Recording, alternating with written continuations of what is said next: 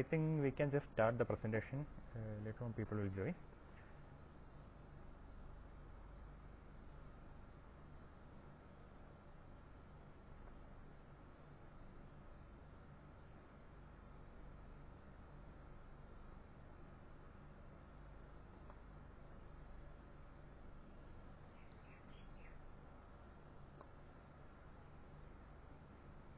So I hope the slides are visible, right? So in this meeting, I want you to be informative and please be responsive during the class. So I think the slides are visible, right? It may be visible to you. Yes, sir. Yes, sir. Okay. So today we are on to the week 2 section of NPTEL problem solving section for the course Cell Culture Technology. So I will just move on to the first problem itself. So today I will be discussing some of the sample questions that are previous sample questions, not this particular section, that is from the July to December section. I will be discussing some of the previous sample questions that were provided by NPTEL earlier. So for the week 0 and week 1. So moving on to the first question, cells that are needed to be cultured while attached to a solid or semi-solid substrate. So the first option is living, non-living, anchorage dependent, or anchorage independent. So which might be the answer? Anchorage dependent. Anchorage dependent. Any other option?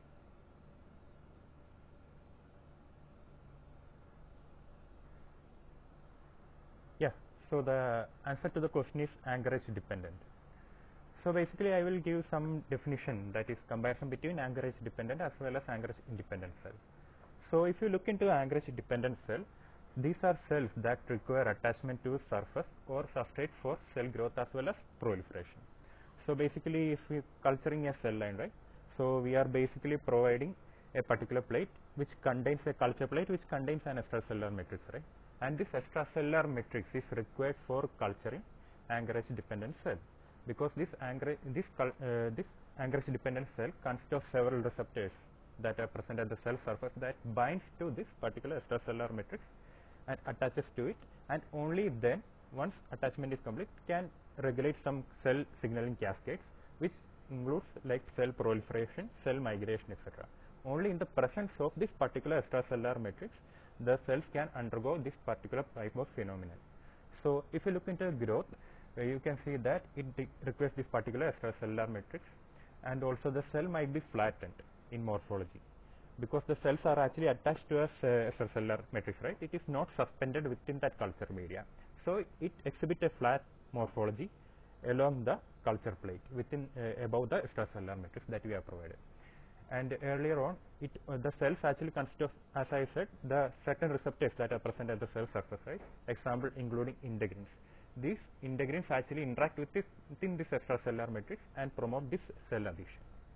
And also, and afterwards, once it is attached to extracellular matrix, several cell signaling cascades are present which are involved in maintaining or regulating several functions of this cell line, and also in order to promote the cell migration also.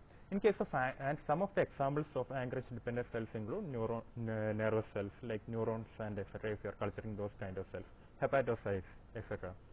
And if you are moving on to the anchorage independent cell, these doesn't require this extracellular matrix. They can grow on their own without the presence of this particular cell adhesion molecules. So they are most probably suspended within the culture media that we are providing. Examples include erythrocytes, right? And also because they are not attached to a specific particular matrix, they can exhibit different type of morphology, and that morphology depends on the cell line that you are growing. It might be rounded or another type of suspended forms. And also cell adhesion is not required there, and cell signaling is not affected by this extracellular matrix but might depend on certain other factors. Example cytokines in case of macrophages and all that you might need to provide from outside or might be present within the culture media. And cell proliferation as well as migration is affected based on the presence of this particular factor. So this is the difference between anchorage dependent cell as well as anchorage independent cell. So anyone has any doubt regarding this particular question? It's quite clear, right? I will move on to the next question then. Okay. Yes, sir. So moving on to the next question, which of these is used as a protective agent when cell are stored frozen? Only DMSO, only glycerol, both A and B, neither A and B. Both A and B. Both A and B. Both A and B. So can any one of you tell me what are these compounds, DMSO as well as glycerol?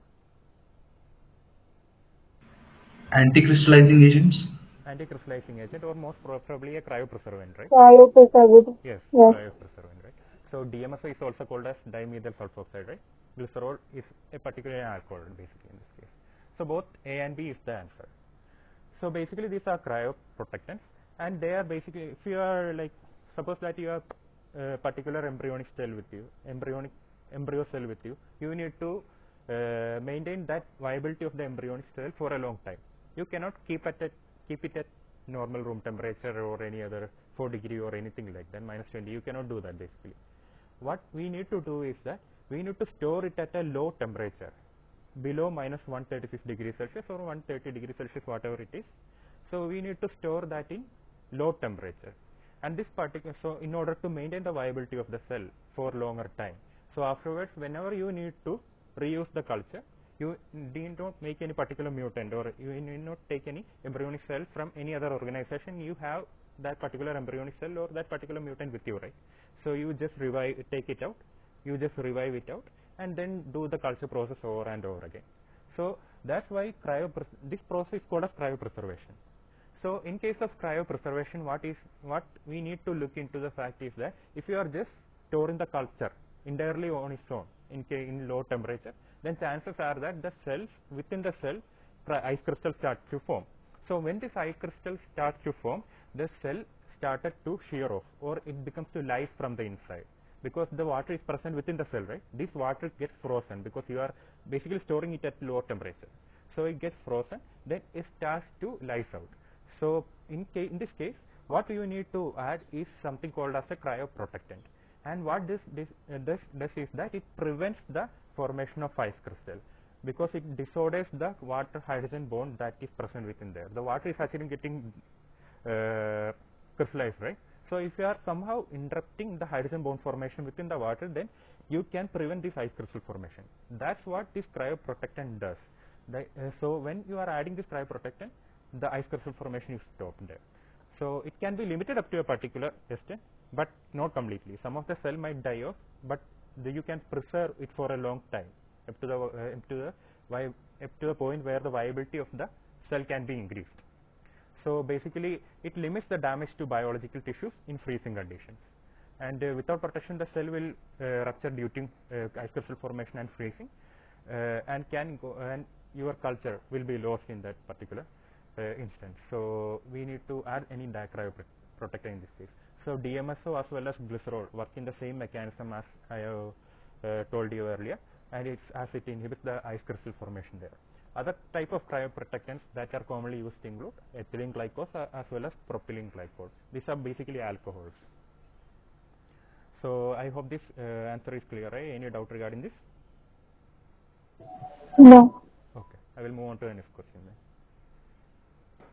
So coming on to question 3, cryopreservation of cell is done at temperature below 0 degrees Celsius, below -130, above 0 degrees Celsius, or above 100 degrees Celsius. Which might be the answer? Option B. Below -130. Below -130 degrees Celsius, right? So the answer is below -130 degrees Celsius. So basically this is a particular phenomenon that I have discussed earlier. So it's called as cryopreservation, where biological samples can be stored at deep freeze temperature, at sub-zero temperature below as we have discussed here, -130 degrees Celsius, and most commonly -196 degrees Celsius is used, because why do we prefer? What kind of compound is basically this, which provides the temperature -196 degrees Celsius? Can anyone tell me?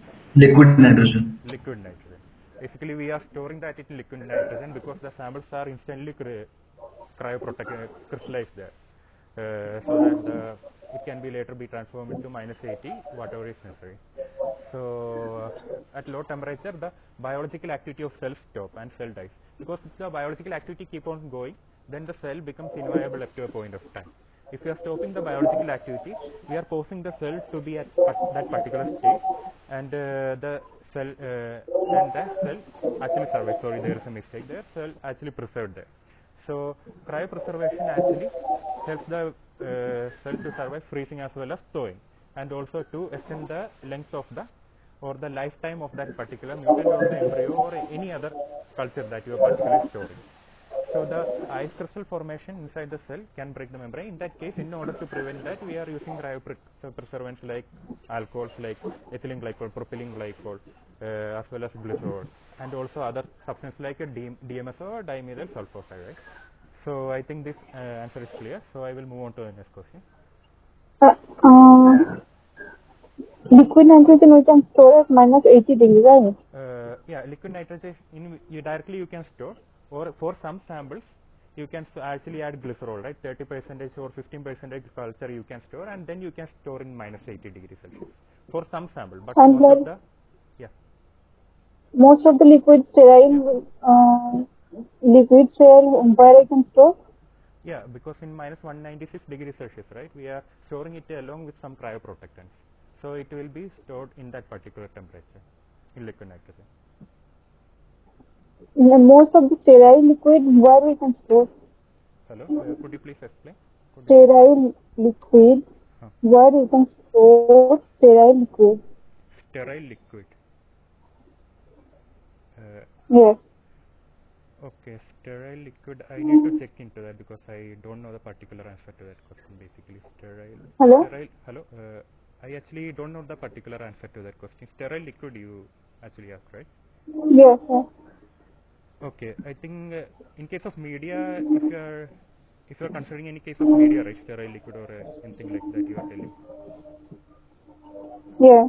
Yeah. So Media, that we can store at minus 80 degrees. no, media we cannot store at minus 80 degree. It has a particular Not temperature. media, sterile liquid. Sterile liquid. I am telling about sterile liquid. Yeah. Without the cell culture or with the cell culture?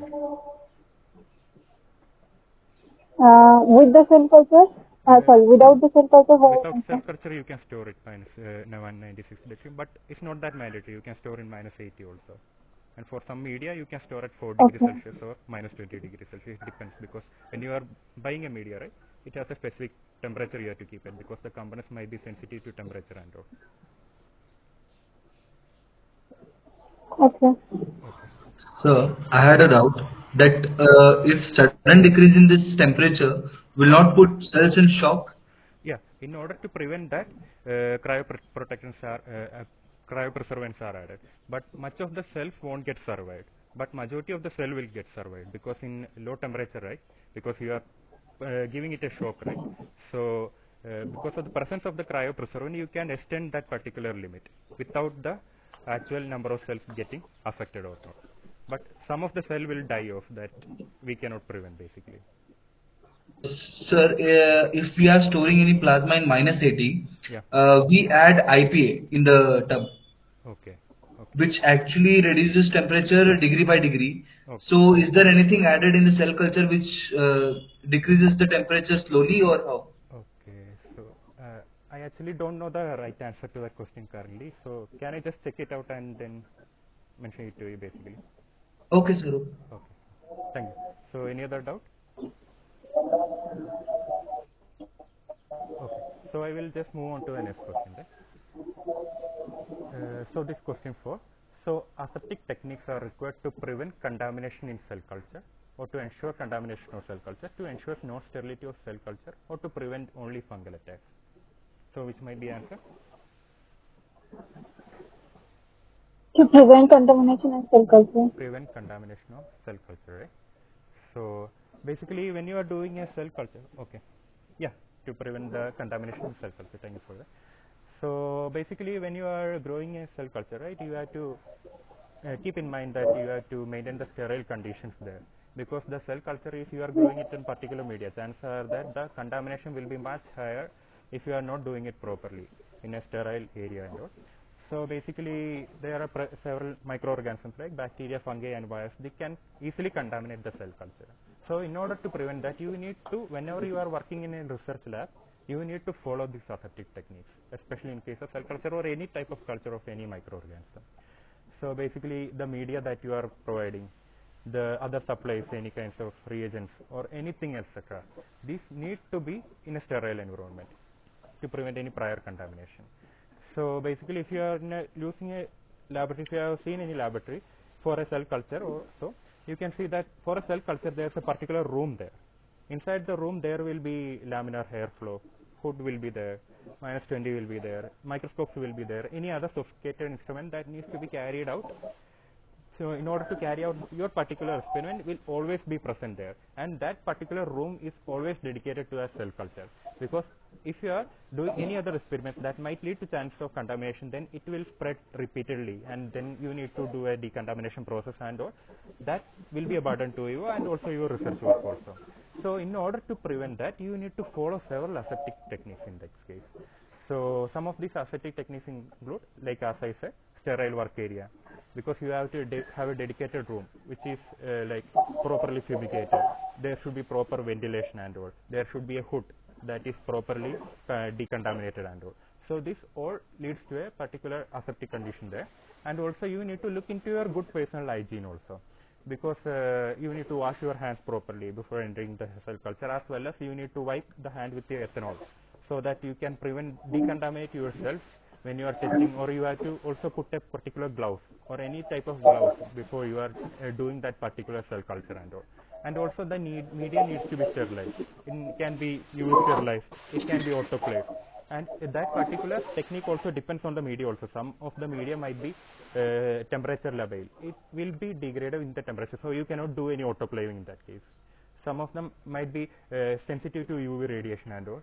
So you need to keep in mind when you are using sterile reagents and media, but you have to have this particular decontaminated reagents and media in this case, so that the cell culture will not be contaminated and all. And sterile handling will be here. Your handling will play a utmost role when you are providing a particular or you are putting up a particular or inoculating or incubating any kind of particular cell culture media. So this is what aseptic technique means. You need to keep in mind when you are properly doing a cell culture. So anyone has any doubt regarding this question? Sir, mycoplasma contamination are very common. How can we prevent that? Okay.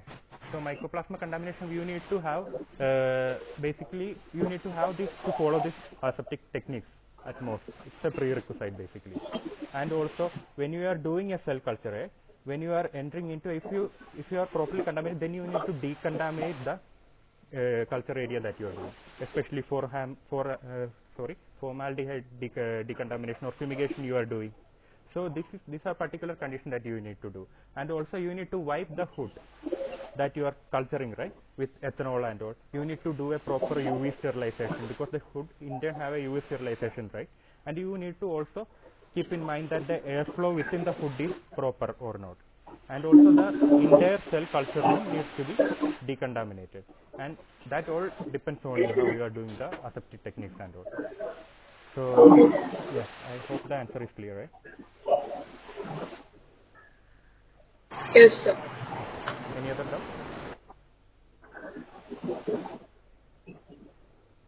Okay. So I hope the answer is clear and the explanation that I have given is also proper. So I will just move on to the next question then. So question 4. Cells prefer to attach on hydrophobic surface, hydrophilic surface, fluorinated surface, or all of the above. Which might be the answer to this question? Hydrophilic surface. Hydrophilic surface. Any other option? Anyone has any other answer?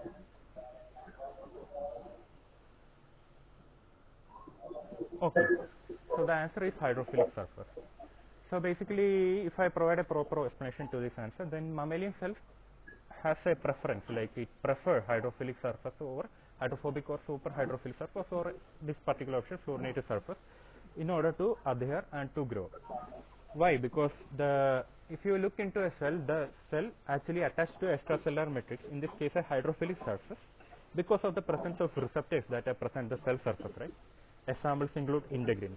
Integrins is a receptor that actually binds to this extracellular matrix, say suppose example like fibronectin, vimentin, etc., through the presence of a RGD motif that is present within this extracellular matrix, right? So these are particularly a hydrophilic interaction. It's not a hydrophobic interaction, it's a hydrophilic interaction.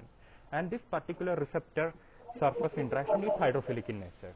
So basically the presence of the functional groups like amine groups, in case of amino acid, right, amine groups are present, carboxylic groups are present, and also this particular type of presence of this particular group, charge group, these groups are basically charged, right? So the presence of this charge group actually promotes a hydrophilicity within the extracellular matrix. Because of this hydrophilicity, the receptors within the cell surface enables the interaction with these three particular molecules, thereby promoting the cell addition. So the more the amount of polar group, more will be the cell addition. Cell prefers to bind to that particular surface these are providing. Apart from that, hydrophilic surfaces are more preferred as compared to hydrophobic, fluorinated surface, super hydrophilic surface, etc. So anyone has any doubt to this question? Do plasma membrane play any role in the attachment of? Yeah, because if plasma membrane would have played a role, then they might have a preference to binding to both hydrophobic as well as hydrophilic, because plasma membrane is basically amphophilic in nature, right? Because it can have properties of both hydrophilic as well as hydrophobic nature. But because of the presence of this receptor, these proteins, if you look above a plasma membrane, there are several proteins that are present in the cell surface, right? And the majority of these proteins are basically receptors. And these are the receptors actually interacting with the extracellular matrix, not the plasma membrane, because the receptors bind to the plasma membrane. Below that, receptors bind to the extracellular matrix. Before that, after that, the plasma membrane comes out. So the receptors actually plays as a barrier between the plasma membrane as well as the extracellular matrix. So I hope that is clear, right? Yes, sir. Okay. Any other doubt? Should I move on to the next question? I hope this is clear, right? Sure. Okay. So coming to question number 6, which of the following molecules used for surface coating for cell attachment is of organic origin?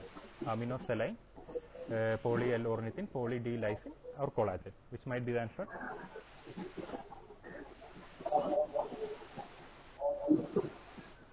Organic origin. Collagen. Any other option? Okay. So the answer is collagen. Basically, these are all compounds that are used for surface coating for cell adhesion, especially in case of extracellular matrix and all. But the thing you have to remember is that only collagen is of organic origin. The latter one are all like of synthetic in nature, that is man-made. So aminosaline, basically that is given here, is synthetic in nature. It promotes the cell adhesion. It is derived from a silane kind of molecule. I am not sure, I am not that adapted to the chemistry and all. So it is actually kind of a synthetic molecule or a man-made molecule. Poly-L-ornithine, similar also in this case, but it is not of organic origin. Poly-D-lysine, similar to poly-L-ornithine, is also a synthetic molecule which is involved in like cell attachment. Only this, in this case, collagen is the organic origin cell attachment molecule or cell adhesion molecule, which is used for promoting cell adhesion as well as growth, and it is biocompatible in nature also. Basically, it is of organic origin, like majority of the collagen that is present within our skin and and everywhere else is used for maintaining this structural integrity of the molecule, right? Basically, it's a protein. It has a triple helix structure, right? So it is of organic origin and it is used for cell surface coating and all. So I hope this answer is clear. Anyone has any doubt? No, sir. Okay. So I will move on to the next question then. Moving on to the next question, question number 7. Cell culture media by the name of DMEM stands for the Dalbecko's modified eagle media, dermal, mesenchymal, epithelial media, desmin modified epidermal media, dual molecule expansion media. Which might be the answer? Option 1. Option 1. Any other answer? Okay. So Dalbecko's modified eagle media is the answer to this question. So basically it's a modified media. Basically the primary media that this particular type of essential media is made from is called as eagle minimal essential media. Because can someone of you tell me what is essential media? What is the difference between essential media as well as the rest media? Any one of you, even if it is wrong, no issue. It has all the kind of nutrients that a cell needs to survive. Okay, which media? Rich or essential media?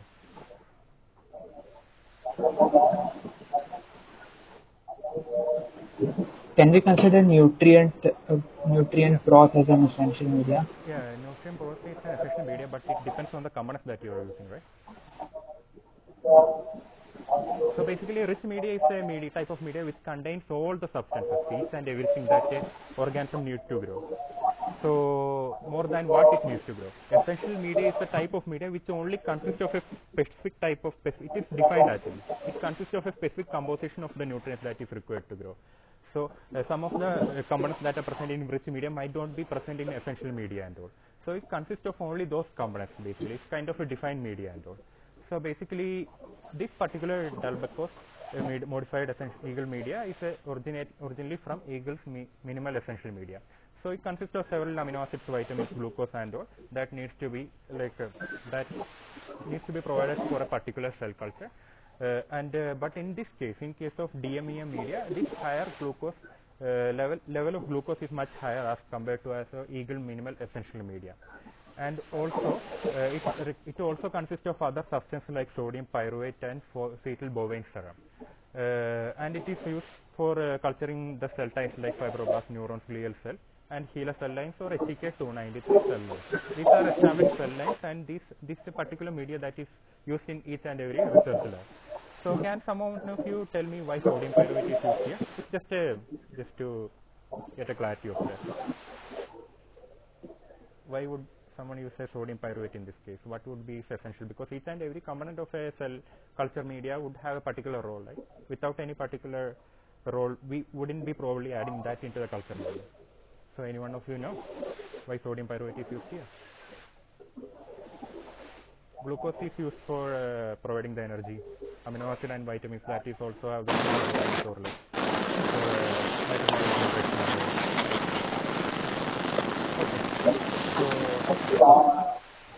So sodium pyruvate is basically an antioxidant. It is a scavenger for several free radicals that are present within the cell culture, because when cell culture is growing, right, so chances are that free radicals will be formed. Sodium pyruvate has a tendency to scavenge these free radicals, thereby preventing its inhibiting action, because if free radicals are present, the cell actually tend to die off, right?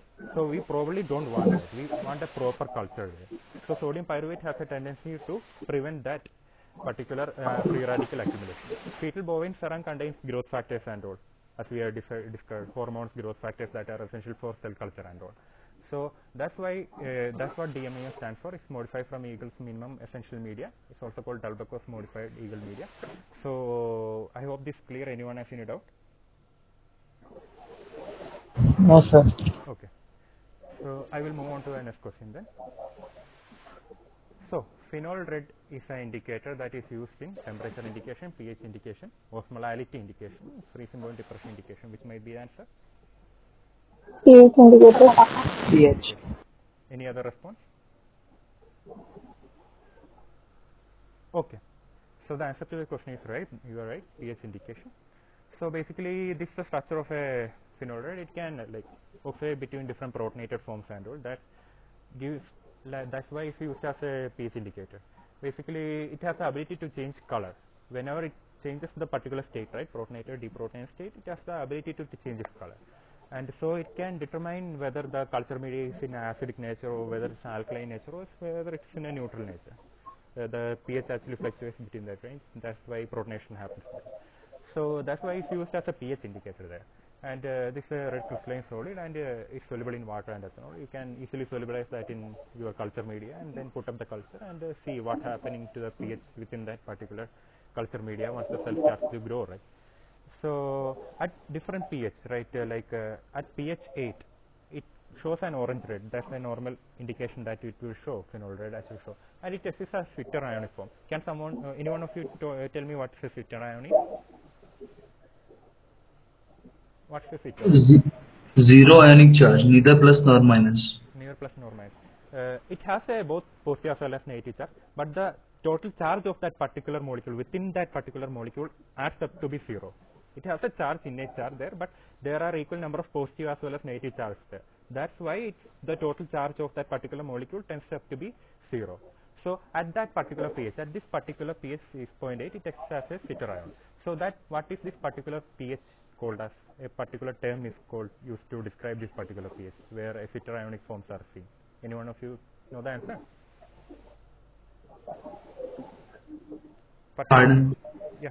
Pardon question. Yeah, at this particular pH, right, it exists as a citrionic form. So each and every pH where a molecule exists as a citrionic form has a particular designation to it. So can you tell me what this particular pH is called? It is called Isoelectric. Isoelectric pH, right? That's why in each and every molecule has a particular isoelectric pH, right? At that particular isoelectric pH, the total charge of that particular molecule within itself turns out to be 0 or sums up to be 0, and it exists as a citrionic form there. So if you look below this particular pH, then the color changes. First it was orange red. So if it is more probably acidic, like below this particular pH 6.8, it tends to be acidic, right? Below pH 7, it is tend to be acidic. So it tends to be yellow in color. Above this particular pH or between this particular pH, there will be like in between 6.8 to 8.2, there will be in between the gradual transition, there will be slight change. Above 8.2, the color totally changes there. It actually exists as a bright pink color. So you can see that in this color, you can see that isoelectric you can see that at a particular pH below this 6.8, it actually exists as a yellow color there, because indicating that the media has turned out to be acidic. You need to check the pH of the media, or you need to put out new media and all. If it is slightly higher, then it tends to be red or basic or bright pink color in nature. So that's the basic role of like how the mechanism happens, because of the transition between one protonated state to the deprotonated state. So this changes the total color of the phenol red. That's why it's used as a pH indicator there. So I hope this particular explanation is clear. Anyone has any doubt?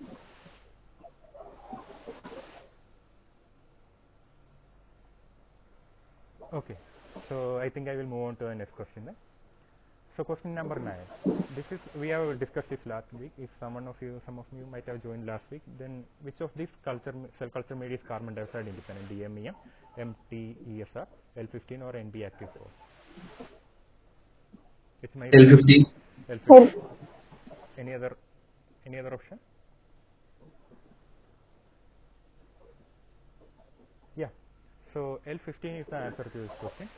So basically it is also called as Lebowitz, because the scientists that are discovered, based on the name of scientists that are discovered, Lebowitz 15 media, and it's actually a buffering media that is used in cell culture, cell growth and as well as viability. So basically it does not contain the bicarbonate ions and all. Basically if you look into an incubator that we are basically putting up or incubating a particular cell culture, right, we are providing carbon dioxide from outside, and we are providing a bicarbonate ion, HCO3 ion, within the media. So when this carbon dioxide dissolves within the culture media, it tends to form bicarbonic acid, which later dissociates into H proton, that is H plus, and a HCO3 minus ion there. So in order to regulate that particular pH fluctuation there, because as the number of protons increase, right, the chances are that the cell culture will move on to a much acidic pH, and that will affect the cell viability or cell growth. We probably don't want that. So the cell media that you are providing, or the culture media that you are providing, consists of HCO3 minus ions, right? So this binds with the proton, and more the amount of HCO3 minus, then it will break the pH, because the proton tends to be binding to HCO3 minus, then the buffering state is maintained there. So the pH needs to be maintained there. So but the problem is that the fluctuation that is happening within this particular media, which uses carbon dioxide for buffering, actually shows higher range of buffer fluctuation. It fluctuates much higher. The increase in fluctuation will be higher, and in order to avoid this particular media lacks this particular carbon dioxide or SCO3 minus there, so that this sodium bicarbonate will not be present there, so that this particular limitation would be reduced there. And it consists of other components like salt, 3 basic amino acids, most probably essential amino acid that you need to provide from outside, because some cells might produce their own amino acid, right? Some needs to be provided from outside, galactose other than glucose and also this particular sodium bicarbonate is absent there. So even in the absence of a CO2 incubator, you can basically culture the cells there, because this particular media lacks these kinds of particular carbon dioxide there. So that's what L15 media stands for. So I hope this is clear. Anyone has any doubt?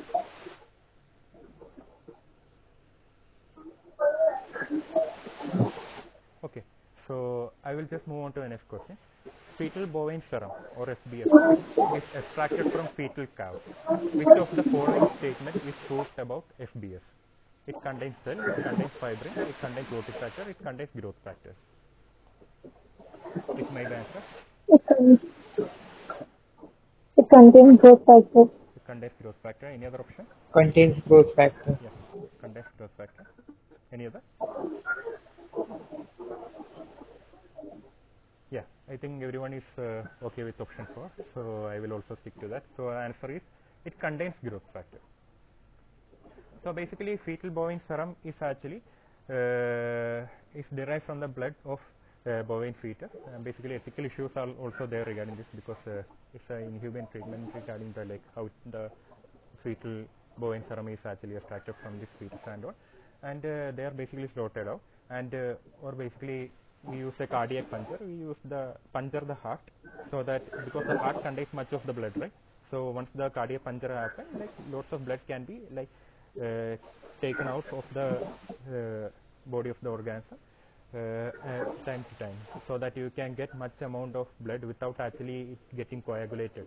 Because if you are taking from a blood vessel and all, right, so chances are that the amount of blood that you will be getting will be small, and you might have to take it repeatedly each and every time. With cardiac puncture it is not the case, because cardiac puncture means heart puncture. Heart contains the majority of the blood, right? So once punctured, large amount of blood can be taken out once it has been slaughtered. So fetal bovine serum has been used as a vital component of cell culture, and it consists of high nutrient profile, right? It's basically a serum layer. So serum has higher these kind of growth factors, hormones that are basically essential, that you probably need to carry out a cell culture, and some amount of other substance can be also added from outside, but not in each and every case. So it is essential for maintaining the growth, maintenance and all. In case of eukaryotic cell that has been that you have just incubated and all, inoculated, and it also forms a part of other media like DMEM and all. These prove to be a reliable component of that particular media, and it consists of this particular proteins. It consists of proteins, growth factors that have said earlier required for stimulating the cell division as well as differentiation, where the cell gets differentiated to perform a specific function, right? That's why we are doing a cell. We are rapidly growing a cell. After that, it gets differentiated. So, bovine serum albumin in case of protein, because this bovine serum albumin is a protein basically. It is made up of several amino acids. Once it can be degraded into amino acids, so it can be uptaken by a cell, or within the cell it can be degraded into individual amino acids, so that it can be used for the formation of nitrogen bases in proteins that are present within the cell culture and all, that can be used provided from fetal bovine serum and all. Trace elements and vitamins. Vitamins need to be carried out metabolic process and all, and other hormones which are contributing to the regulation of cell function. So basically, this particular FBS have been used for several centuries and all, several years and all, in order to carry out cell culture and all. So anyone has any doubt regarding this? Sir, do we have any alternatives to FBS? Okay, so I need to check that out. Basically, I don't have much knowledge about it, so I need to check that out. Basically, at this particular time, I don't know the particular answer to that question.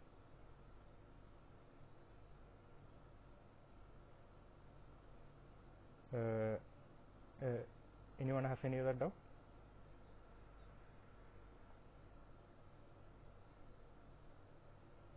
Should I move on to the next question? Yes, sir. Okay. So I will just move on to another section, assignment section from previous sample question. So this question is, which of these is a non-adherent cell type? First one is osteoblast, hepatocyte, erythrocyte, as well as neurons. Which might be answer? Erythrocyte. Okay. So I think everyone knows the answer to that question is erythrocyte. Basically, RBC is basically red blood cells. We have probably known, right? So basically, these are type of a non-adherent cell type, right? So what distinguish? So let me ask you a question you would know probably, because I have earlier pointed out. What's the basic what distinguish a non-adherent cell type to a adherent cell type? Any one of you please explain why some of the cells are called as adherent cell type, why the others are called as a non-adherent cell type?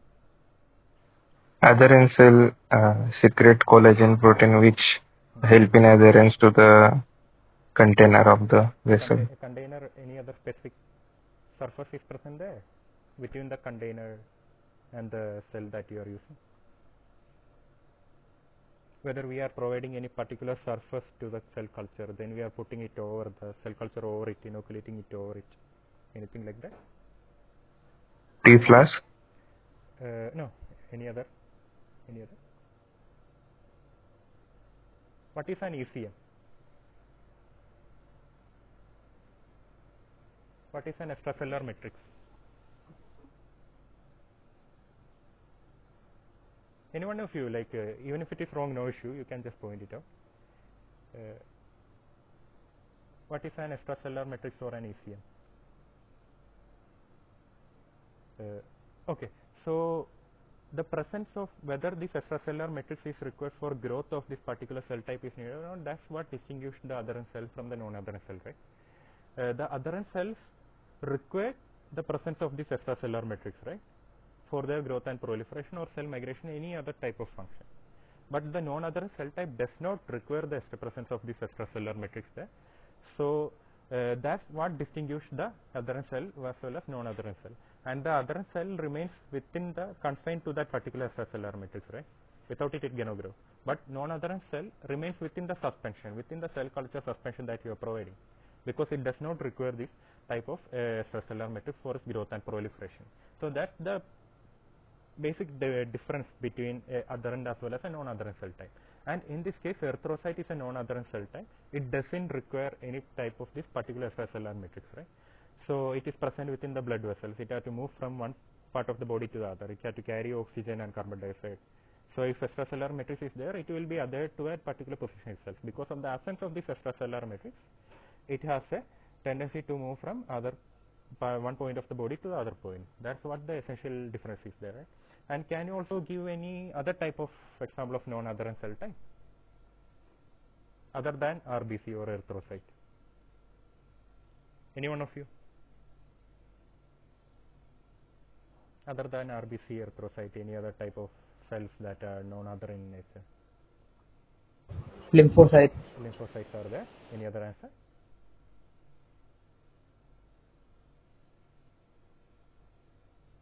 Majority of the blood cells are non-adherent in nature, right? Lymphocytes, as you are told earlier. And cancer cells are also non-adherent in nature because they have a tendency to move from one part of the body, then cause a like tumor like growth there. And this particular process is called as metastasis, right? So the cancer cells are also considered as a non-adherent cell type because they lose that tendency to bind to a specific region. But extracellular matrix cardiomyocytes are adherent type of cell type because they are present within that particular heart region, right? So in order the muscle to function properly, they need to have particular connection with each other. They have to beat and all, right? There is a electrochemical connection that is happening between there. They have to form the gap junctions. They have to adhere to each other. They have to beat within a particular synchronously within a particular manner. So it's basically a connective tissue and rely on this extracellular matrix for this particular function. So they are a type of adherent cell type. So basically, cardiomyocyte, as you are is not an adherent cell type. It's a it's not a non-adherent cell type. It's an adherent cell type. So yeah, you can see that I have provided the answer, some of the other examples here. So I hope that answer is clear. I will move on to the next question. So anyone has any doubt regarding this? Sir? Yeah. Sir? But while culturing the cell, we provide ECM to the cells. Yeah. Because the culture plate that we are using, right? It might have a based on, I am not sure about the proper manufacturing and all because I am not that from a cell culture background, but the cell culture plate that you are providing actually have to have a coating of extracellular, some kind of extracellular matrix there. And based on the presence of that extracellular matrix present on the culture plate, you can only culture a particular type of cell type there, which is obviously adherent in nature. So I think that answer is clear. Anyone has any other doubt?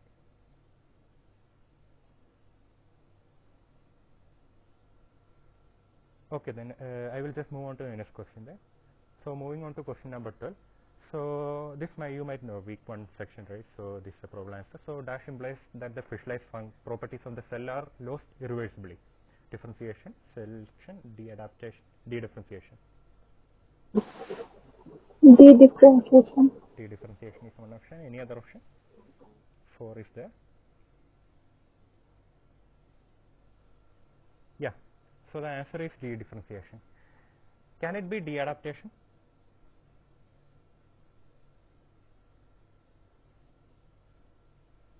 What is the difference between a de-adaptation as well as a de-differentiation? In de-adaptation, the cell will regain its function. Regain its function. So the cells are actually differentiated state.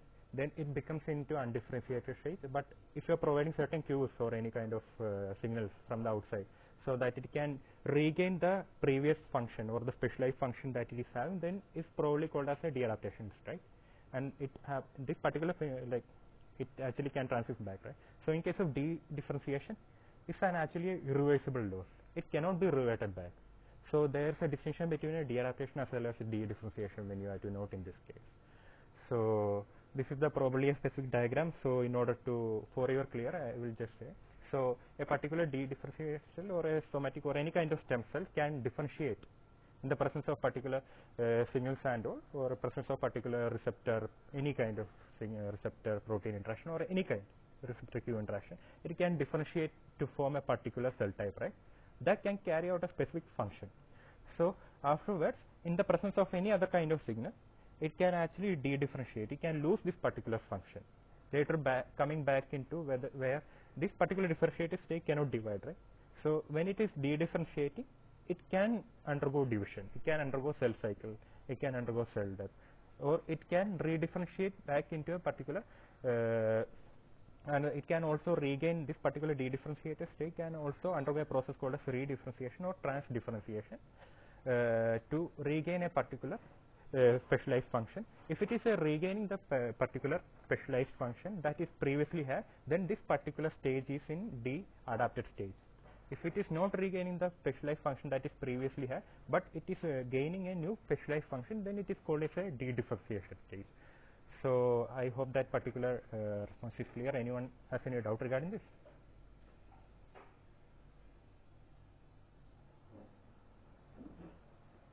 Anyone has any doubt, or should I move on to the next question?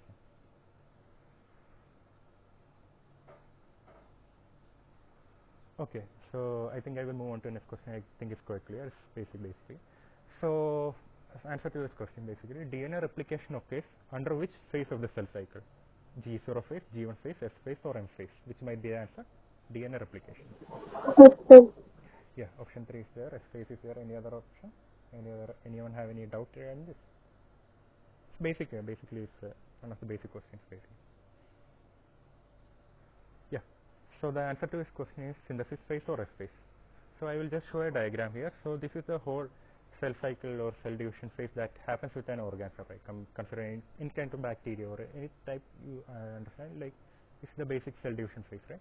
So it consists of interphase is the phase is there, and in cell division it consists of 4 different phases: M phase, G1 phase, S phase, or G2 phase.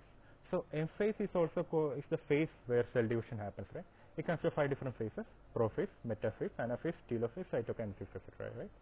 So in this case, the chromatin gets condensed, chromosome gets condensed, and metaphase, it starts to, the chromatids start to separate out. In case of telophase, then it forms like an interface between the cell division and all, right? So in cytokinesis, the actual cell division happens. So if you are starting with one cell here, then at the end of this cytokinesis phase or cytoplasmic, it's basically called as cytoplasmic division, right? Cytokinesis, cytoplasmic division. So in this, at the end, you will have 2 different cells from a single individual cell. So this happens within a cell division cycle. After M phase, it enters into what is called as a G1 phase or a gap 1 phase. So in this case, the cell can either choose either one of the 2 phases. Either it can enter into a G0 phase, or else it can enter into another cell division phase called as S phase, where the cell division actually continues off. So if it is enter into a G0 phase, it can become specialized. That is the phase where the cell gets differentiated to perform a particular function. So it enters into a G0 phase. Either it can redifferentiate back or transdifferentiate back, as I have earlier told. If it is not entering into a G0 phase, it directly into a S phase. So in the G1 phase, there are several checkpoints. So before moving into S phase, which is the DNA replication phase, several proteins that are required for replication events to happen needs to be generated within the G1 phase. Only then the checkpoints get passed and then it enters into S phase. So once S phase is completed, DNA replication is happened, DNA is doubled, everything is okay. Then it enters into what is called as a G2 phase, where it prepares itself for mitosis. So earlier you know that I have said that several proteins needed for replication have to be generated within the G1 phase. Only then it will pass the G only then it will move on to the S phase, passing the checkpoints. So in similar case happens here, proteins that are needed for prophase, metaphase, telophase, condensing proteins, etc. Condensing is one of the proteins that are essentially in M phase and all. So these are produced within the G2 phase. Once these are produced, these are recognized, then checkpoints get passed and then it enters into M phase. And this cell continues. In some phase it might enter into G phase, in some case it might die off, and that is individually dependent on the cell type that you are using. So the answer to this question is S phase or synthesis phase. So anyone has any doubt? No. Yes, I think it's quite clear, right? So it's basic, like it's something that you have to learn in your UG or PG, right? So it's some of the basic things that you have to learn. So I just show you a diagram for your proper knowledge and all. So I will move on to the next question then. So question 40. So it's usually similar to previous question. On differentiation, functions of cell becomes less specialized, more specialized, unknown, and no correlation to specialization, which might be answer. More special. More specialized. Okay, everyone is opting for more specialized, so I will also go with that. So answer is more specialized. So like as I explained before, like in case of differentiation, the cells that are undergoing rapid differentiation choose its fate. Each and every cell has a particular fate at particular time point, right? So it becomes differentiated. Suppose that there is a stem cell, it undergoes differentiation to produce a hormone producing cell, or any kind of erythrocyte or any kind of blood cell and all. So that becomes more specialized, right? Because it has a particular function to carry out. That's why it becomes specialized, and that particular process is called as differentiation. So I hope this particular answer is clear. So I will just move on to the next question. So coming on to the next question, which of the following proteins is responsible for generation in skeletal muscle? Option A, keratin, option B, myosin, collagen, or insulin? Myosin. Myosin. Okay. Any other answer?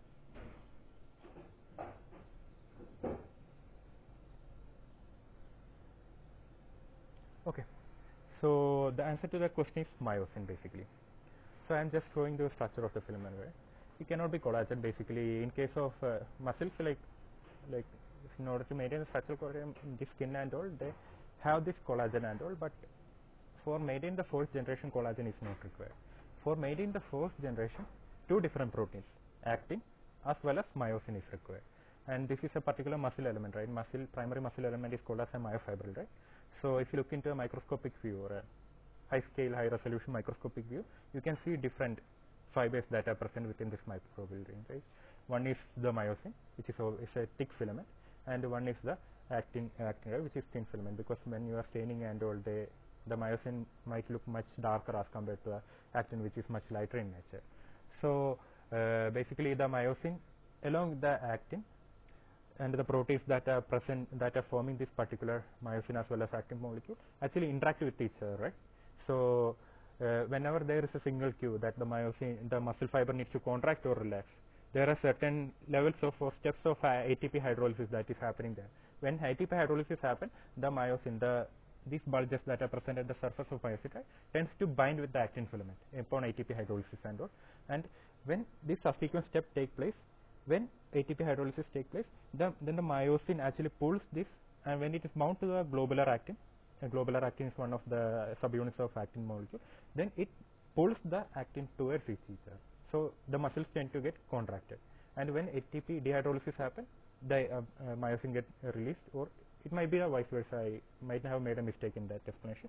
So then it gets pulled out, and then the muscle relaxation happens. So there is a synchronous way where muscle relaxation as well as muscle contraction happens because of the presence of this myosin as well as actin proteins that are present within this individual myofibrils itself. So, and this particular theory is called a sliding filament theory, right? Some of you might have heard sliding filament theory was proposed by scientists who have actually worked in this particular area. So any doubt regarding this question?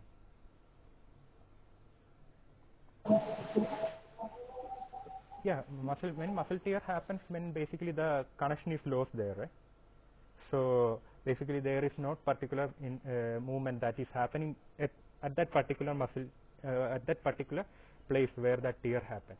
Apart from the place where tear has not happened, then it might function properly, because this particular interaction is lost there. This connection between the actin and myosin or myofibril segments are lost there. So I think that explanation is clear. So anyone has any doubt? Or I will move on to the next question there. So coming to question number 16. This is a first question that I asked. Temperature for cryopreservation and the range greater than minus 130 degrees Celsius, less than minus 130 degrees Celsius, greater than 0 degrees Celsius, or less than 0 degrees Celsius. Which might be the answer?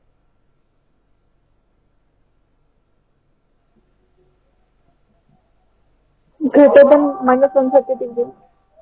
Option 1. Yeah. Are you sure?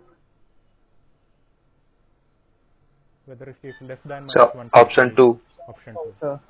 B. Option 2. Less than 130. Okay. So if you move, you have to consider the negative sign there, right? So when you are increasing above minus 130, it will go on to minus 129, minus 128, minus 127, minus 126, etc. and vice versa. But if you are going less than sign, if you are going into less than sign, right, minus 130, it will move into a much colder temperature. That's the meaning. If you are looking to option 1, it means that it moves on to a much higher temperature range. So that's not cryopreservation.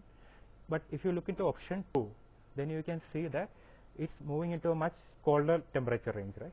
So whenever you are looking into option, you have to also read the option carefully, and you also have to look the particular symbol that is given there.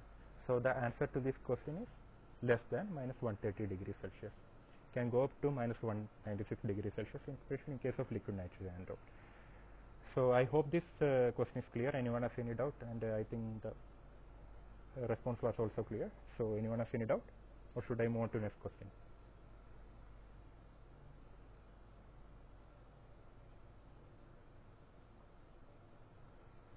Okay, so I think it's quite clear. So you need to read the options, right? So every time just take some time, then answer the question, because getting your question right is far better than getting a question wrong. So keep noticing that. So moving into question 17, 80% confluence mean. Cells have a size of more than 80 nanometer, 80% of cells have died, 80% of cells are divided, cells have covered 80% of substrate. Which might be the answer? Option 4. Cells have covered 80% of substrate. Okay. Any other option?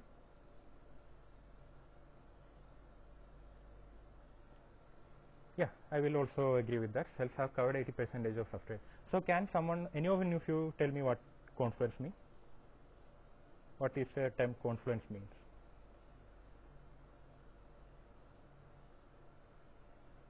Population maybe? Population, or more specifically, how much the area or the percentage of the plate, the culture plate, the cells have inhabited. Like how much of the cell culture is covered by, culture covers the cell plate, right? So basically it represents a percentage of the cell culture dish or a flask that is covered by the adherent cells. In this case, other cells are read because only other cells are calculated here. So in cell culture biology, because we need to know the confluence, basically you know the term passaging, right? So whenever the cells have, suppose that you have inoculated a particular cell, right? So up to a particular time point it won't grow. You know the growth kinetics, right? Up to a particular point it will be in lag phase, it won't grow. Then it starts to grow, exponential phase. So once in exponential phase, it is in a rapidly dividing phase, right? Those cells will inhibit much of the culture plate, the extracellular matrix that you have provided there. Cells are happily growing, they are dividing, they are proliferating, they are migrating and all. So up to a particular point it can grow.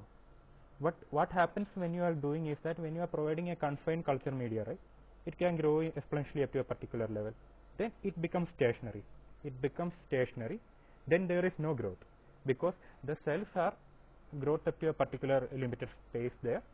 there is not much space for the cell to grow, and also the media that you are provided has been currently rapidly used up by the growing cells, right? Because the cells are also hungry, they need media, they need nutrients, right, which are provided by the media. So once the cells have grown, then they start to become stagnant, the growth is becoming constant there, then it bends down, that is the cells are dying off because they cannot sustain their own growth because of the rapid space they are occupied there, and also because of the non-availability of nutrients that are present there, right? So in that case we need to look into a term confluency. So basically based on the confluency we need to know whether the cells that are present within that particular media that you are providing in the exponential phase need to be transferred into another good culture media or a good culture plate. Basically a particular limit is there, it depends on what kind of cell culture you are doing.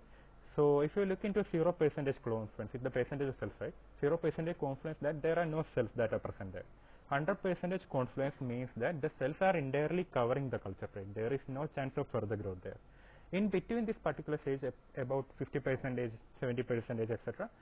Once this confluence has reached, once you have checked the OD or you have just checked through whether the cells are growing properly through a microscope, you need to transfer some of the cells from the previous culture plate into a new culture plate and then incubate the new culture plate, and the previous culture plate that you have done, you have to suspend the cell and then you have to pellet down the cell, then you have to add new culture media so that you can grow that particular cell within that culture media with the new fresh media, right?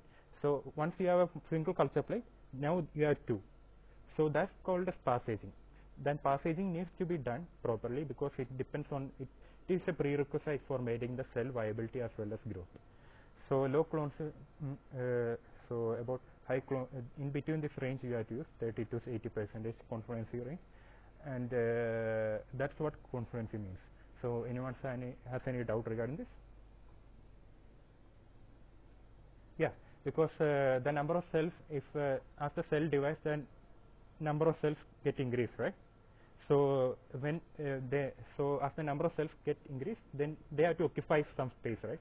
So they start to cover the culture plate or the extracellular matrix or the media that you have provided upwards also.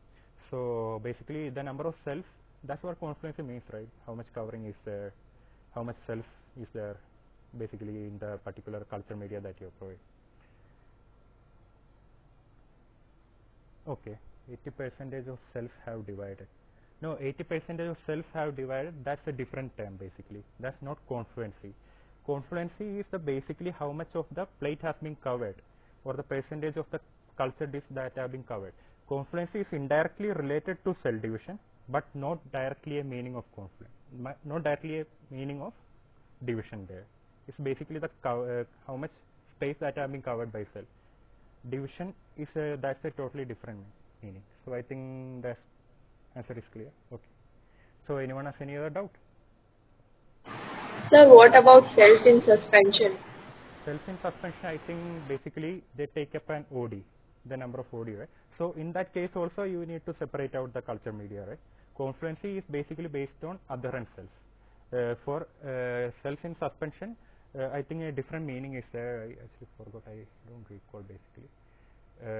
In that case also you need to culture out the cell basically based on the OD that you are getting. If your particular OD it can grow, then after reading a particular OD or optical density or the cell density, then you need to separate it out into fresh media if you want to do much more culture and all.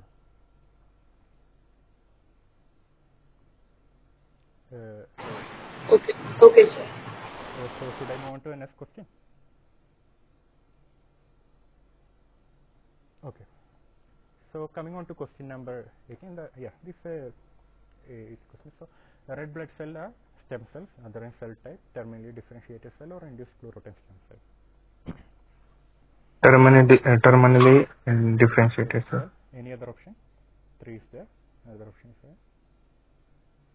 Okay, any other option? I think everyone is okay with terminally differentiated cell, right? So the answer to the question is terminally differentiated cell basically. So basically I will just give a definition. You know what the stem cell is. Basically I will just repeat it out. Stem cells are undifferentiated or partially differentiated cells that can change into various cell types or proliferate indifferentially. They have the capacity to proliferate and divide, right, as compared to a differentiated cell. From this stem cell you can get differentiated cells, right? So terminally differentiated means differentiated cells are basically specialized in particular function. So in case of terminal differentiation, what it means is that in case if you look into this particular red blood cell or erythrocyte, they are confined to that specialized function itself. It cannot revert back into a particular dedifferentiated stage or a particularly a stem cell like stage, because it is specialized in that function, and at a particular, when it reaches the specialization, it loses its nucleus. It has to occupy much of the cell volume in order to occupy the oxygen as well as carbon dioxide content there, right? So that it can maintain the, it can move on to a blood circulatory system and all, it can maintain the cell respiration and all. So that's needed. That's why it's losing the nucleus and our organelles that are already present before it gets differentiated. So that's what terminally differentiation means.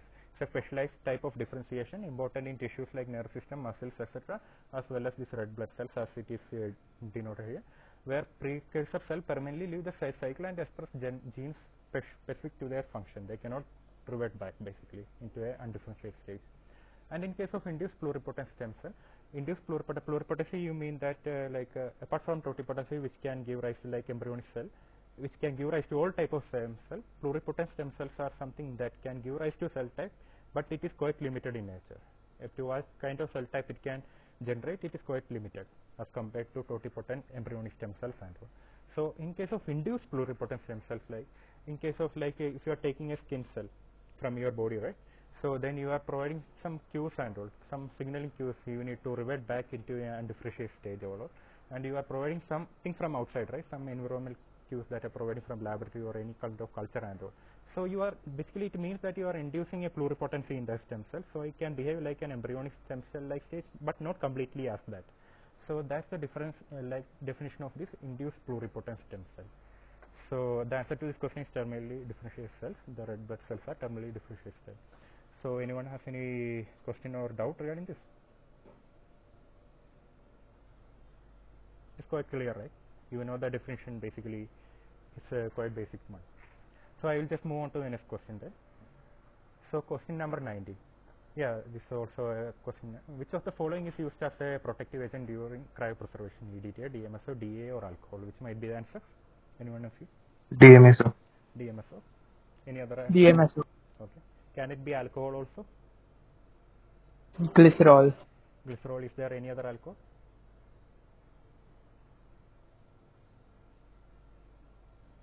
Ethylene glycol and propylene glycol, right? Basically, some of the majority of the glycols are used as protective agents, right, for cryopreservation. So if the option 4 has been like specifically glycerol or any other ethylene glycol, propylene glycol, then it would also have been answered. But if you look into alcohol as a whole, right, there are ethanol, methanol, and etc. Ethanol is basically a cell disruptor, right? Basically, you cannot use it for cryopreservation. So possibly, and the answer to this question is DMSO or dimethyl sulfoxide. So basically, it prevents the ice crystal formation, right? So if ice crystal formation is prevented, then chances are that the cell viability will be maintained for a longer time in a cryopreserved stage, right? So I think the answer to that question is clear. So anyone has any doubt? Anyone has any doubt? You can speak up. No, sir. So I think I will move on to the final question then. So answer to that question is DMSO. So question number 20, last question. That is a programmed cell death is also called as redifferentiation, dedifferentiation, apoptosis, or necrosis. Yes, maybe answer. Apoptosis. Apoptosis. Okay, everyone is answering. So apoptosis is the answer, right? So these two terms I have earlier explained. So apoptosis is the answer. So basically, redifferentiation refers to a process by which cells that have previously undergone dedifferentiation regain the specific function and lose their ability to divide. It is also called as transdifferentiation, and the term for redifferentiation is transdifferentiation.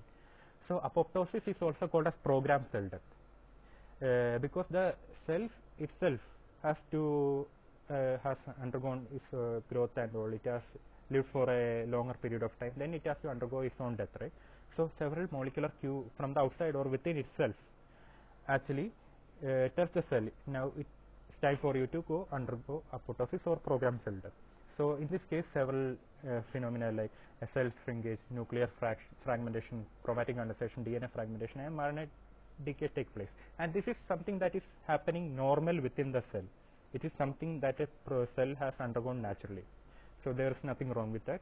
Each and every cell goes through that. But in case of necrosis, the final option, it is happening due to a form of cell injury that has been resulting in a premature death of cells. It is not something that a cell undergoes normally, but due to some external factors that are affecting the growth of cell or viability of cell, the cell has to undergo something called as an autolysis. So this is the term difference between necrosis as well as apoptosis. It is not programmed cell death. It is something that is unnatural to cells as well. And it is caused by external factors like infection, trauma, leading to unregulated digestion of cell components. Like apoptosis, apoptosis is beneficial. It is needed because the cell number has to be kept at bay, right? Because if the cell number is not kept at bay, then it leads to some other unrelated issues and all. So necrosis is detrimental and can be fatal in nature. So anyone has any doubt regarding this? No, sir. Okay, so it's like common basic type of question, right? So I think we can just stop with this, right? So thank you for attending. So I will just note the anyone has any doubt? I think someone just messaged in the chat box.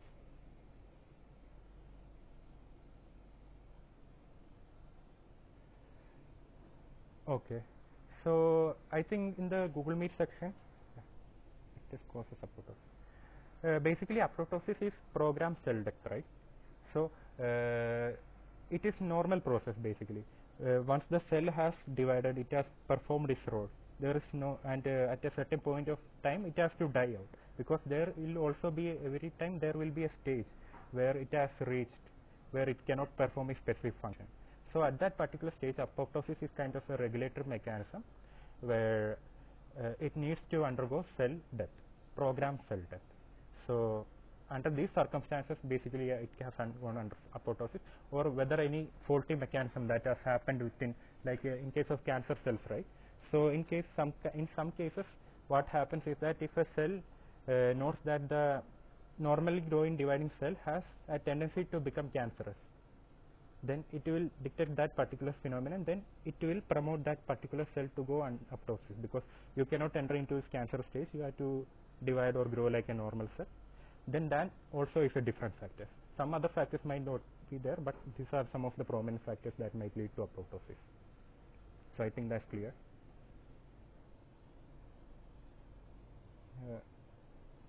Because necrosis is something that is not related to a cell, right? Because it is due to some external factors like infection, trauma, that is not innate to a particular organism, right? That is not happening within a particular organism. A particular organism needs to be well developed, or it has to grow.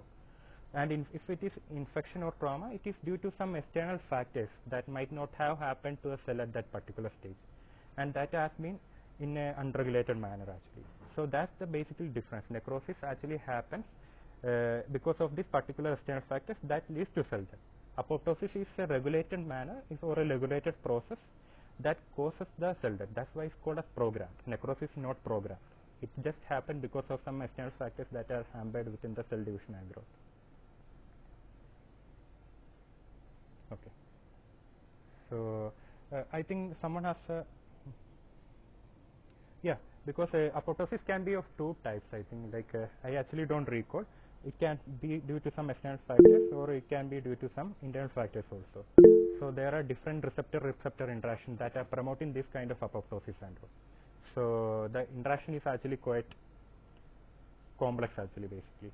So in order to undergo this programmed cell death, some external factors need to be involved, basically majority because of some receptors that are present at the cell surface. Okay, and I think someone also has notes and PDF for that. So I think in the previous link and all, right, in the Google Drive section and all, I have just submitted the presentation that I have made, and then also I have submitted some of the this particular recording also in the YouTube channel. So in the for the week 2 section, I will discuss in the next section, because I think the submission has not been over yet for week 2 section, right? So once the week 2 assignment submission section has been over, I will move on to the week 2 section, most probably next week by this time itself, in Sunday.